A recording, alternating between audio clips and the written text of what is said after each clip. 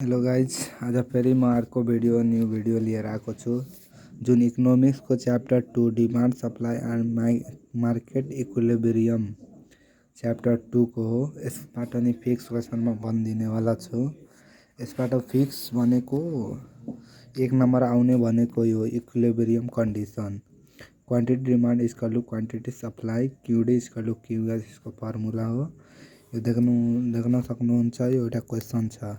If demand function is QD equal to यति अनि supply function यति गरेर अनि यहाँ सल्युसन हेर्न सक्नुहुन्छ।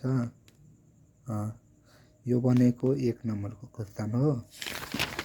अनि 5 मार्क्समा आउने भनेको ल अफ डिमान्ड विथ डायग्राम। अनि यो फ्याक्टर इफेक्ट डिमान्ड यो भयो।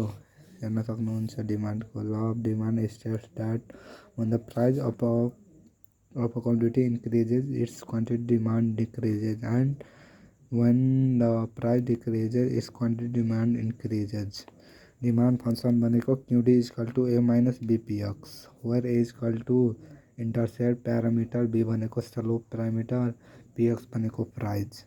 अनि हेर्न सक्नुहुन्छ यो टेबल पनि हेर्न सक्नुहुन्छ। एकातिर यसरी प्राइस राखिदिने अनि क्वान्टिटी डिमान्ड एकातिर। यो प्राइस चाहिँ बढाउँदै जाने अनि क्वान्टिटी डिमान्ड घटाउँदै जाने। अनि हेर्न सक्नुहुन्छ यो टेबलको एक्सप्लेनेसन पनि गर्नुपर्छ। अनि यहाँ म त्यो डायग्राम बनाएको छैन, अहिले म ल अफ सप्लाईको डायग्राम राखिदिन्छु हजुरहरूलाई।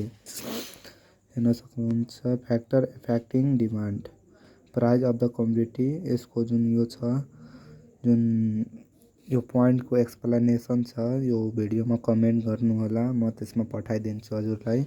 म त्यो त्यहाँ आफ्नो व्हाट्सएप नम्बर पनि राखिदिन्छु, त्यहाँ मेसेज गर्नु होला अनि म त्यो सब भिडियो पठाइदिन्छु, फोटो पनि पठाइदिन्छु।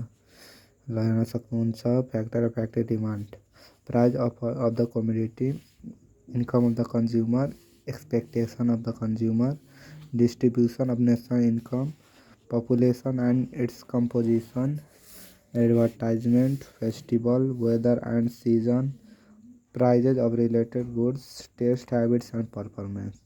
यो पनि 5 नम्बरमा आउन सक्छ अनि कहिलेकाहीँ 1 नम्बरमा पनि आउँछ, त दुईटा लेख्नुपर्छ।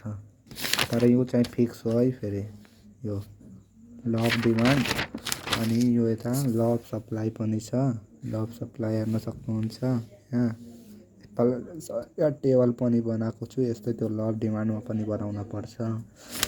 अनि यहाँ ल अफ सप्लाईको पनि फ्याक्टर इफेक्टिङ सप्लाई छ, डिटरमिनेन्ट अफ सप्लाई।